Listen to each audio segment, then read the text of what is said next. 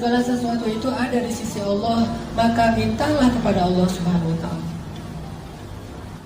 Kayak ada orang yang menghafal Quran mengandalkan kecerdasannya.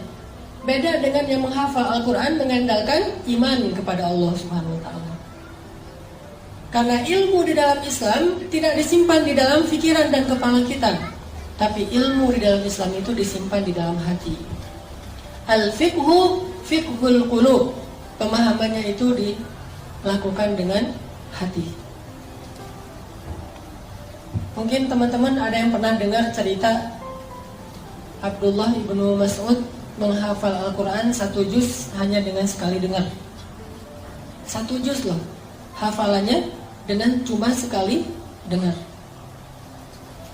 Surat apa di Al-Quran yang paling panjang turunnya sekaligus? Panjang 1 juz dan turunnya sekaligus. Ada yang tahu? Surat Al-An'am. Surat Al-An'am itu panjangnya sekitar 11 lembar, 1 juz lebih 1 lembar. Dan itu turunnya sekaligus, beda dengan surat Al-Baqarah. Kalau Al-Baqarah panjang 2 juz setengah, tapi turunnya nyicil, berangsur-angsur. Kalau surat Al-An'am 1 juz turunnya sekaligus. Datang Jibril, terus Jibril membacakan surat Al-An'am kepada Rasulullah. Rasulullah dengar aja. Setelah Nabi selesai mendengar, kata Jibril, ya Muhammad, coba kamu ulangi.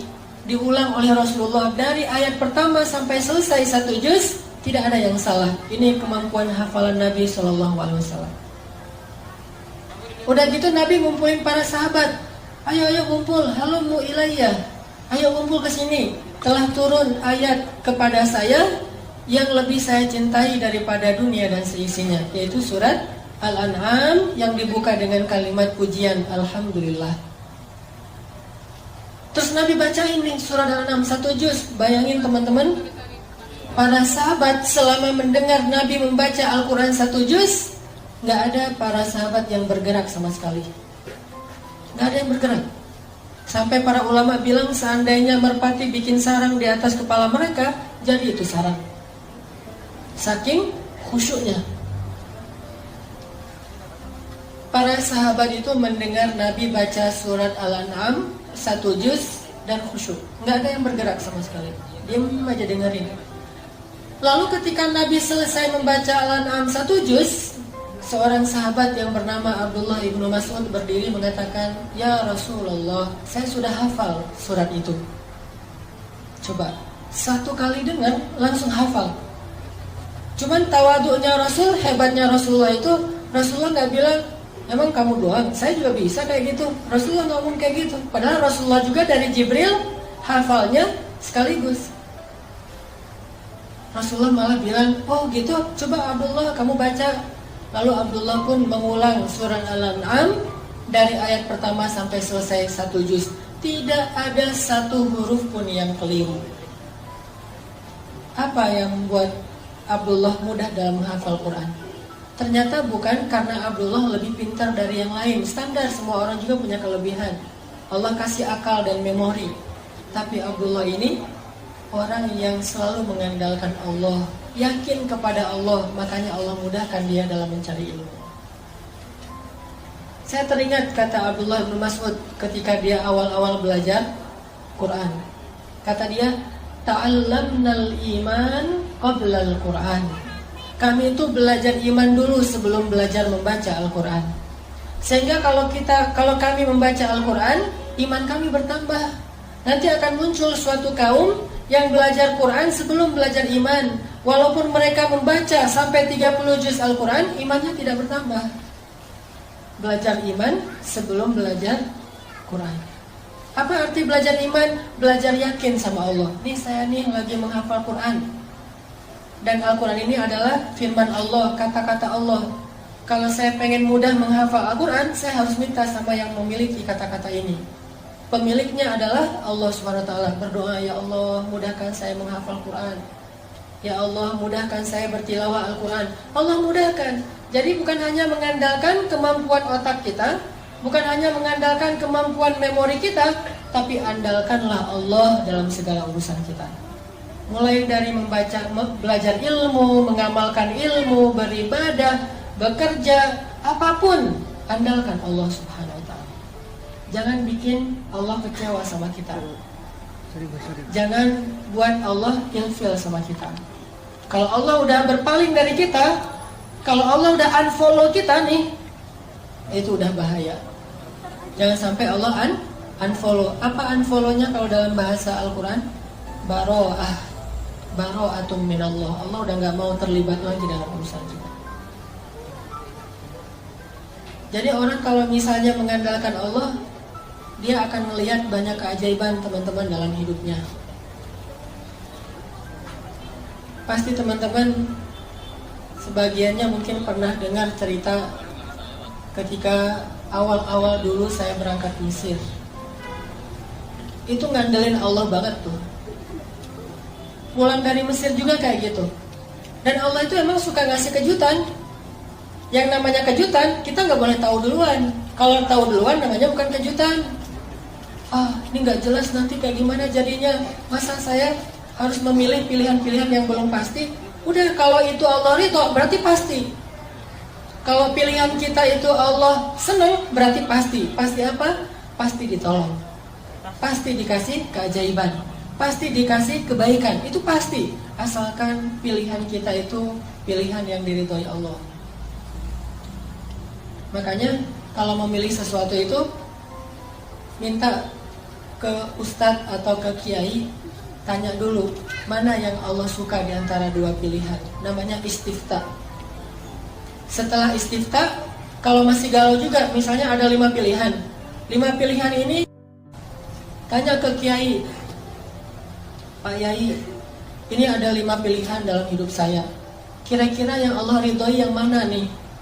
Kata Pak Yai, 3 ini nggak baik, tinggal 2 berarti yang Allah ridhoi. Masih galau kan? Baru istikharah. Jadi istifta baru istikharah. Istifta itu apa? Minta pendapat ulama dulu, mana yang Allah ridhoi. Kalau yang Allah ridhoi itu masih ada 2, dua-duanya baik, baru istikharah, minta Allah yang memilihkan mana yang terbaik di antara yang baik. Libatkan Allah.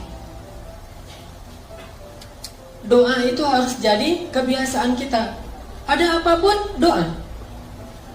Mau garam, minta sama Allah. Garam aja minta kepada Allah. Sebutir beras, minta kepada Allah. Apapun minta kepada Allah. Karena Allah itu emang suka kalau kita meminta kepadanya.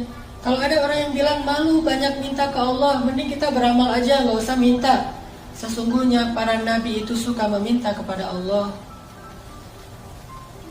Dan salah satu di antara nabi yang suka meminta kepada Allah itu namanya Ibrahim. Inna Ibrahim la'awwahun halim. Ibrahim itu awwahun. Awwah itu kata ulama tafsir, da'a. Da'a itu artinya suka meminta, suka berdoa. Masalah sepele, berdoa. Sehingga kalau kita sudah melibatkan Allah dalam hidup kita, Allah Subhanahu wa ta'ala itu punya banyak cara untuk menyelesaikan masalah kita.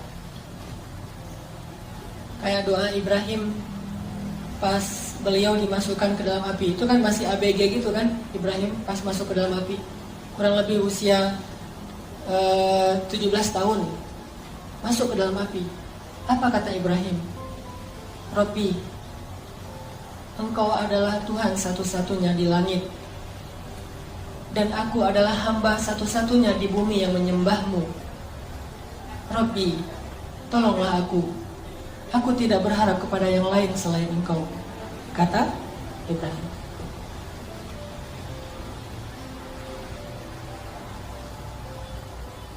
Gimana kata Ibrahim? Rabbi, Engkau satu-satunya Tuhan di langit, dan aku satu-satunya hamba yang menyembahmu di bumi. Tolonglah aku tidak meminta kepada selain Engkau. Terus datang malaikat nih. Datang malaikat Jibril. Terus Jibril bilang, ya Ibrahim, mintalah apa yang kamu butuhkan, saya akan bantu. Jibril menawarkan bantuannya. Apa kata Ibrahim? Amma ilaika fala. Kalau kepada kamu, tidak. Saya tidak butuh bantuan siapapun selain bantuan pencipta alam semesta. Jadi kalau kita udah ngelibatin Allah utuh, Walaupun dalam hidup kita, teman-teman, boleh kita minta bantu ke manusia, tapi hati kita nggak boleh bergantung kepada manusia. Tangan kita boleh berjabat tangan dengan orang lain, bikin akad gitu. Saya terima nikahnya, akad jual beli gitu ya.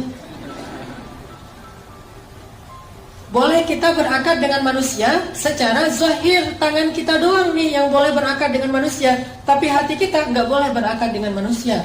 Hati kita berakad dengan Allah. Hati kita yakinnya kepada Allah. Itu yang dikatakan oleh Ibrahim.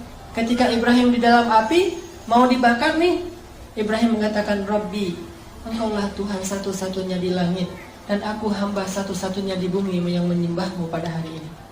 Tolonglah aku. Kemudian Allah berfirman, Ya nar, kuni bardan wa salaman ala Ibrahim. Wahai api, jadilah engkau sejuk dan menyelamatkan bagi Ibrahim alaihissalam. Ini kalau kita melibatkan Allah. Kalau ada yang bilang, itu kan para nabi. Ternyata cerita-cerita kayak gini bukan hanya terjadi kepada para nabi, terjadi kepada banyak orang soleh yang bahkan tidak disebut namanya. Terjadi kepada nabi, kepada ayah nabi, kepada ibu nabi, kepada anak nabi, kepada keturunan nabi, atau bahkan kepada pengikut nabi. Semua hamba Allah itu punya peluang yang sama untuk ditolong oleh Allah. Bukan hanya para nabi doang yang dapat pertolongan Allah.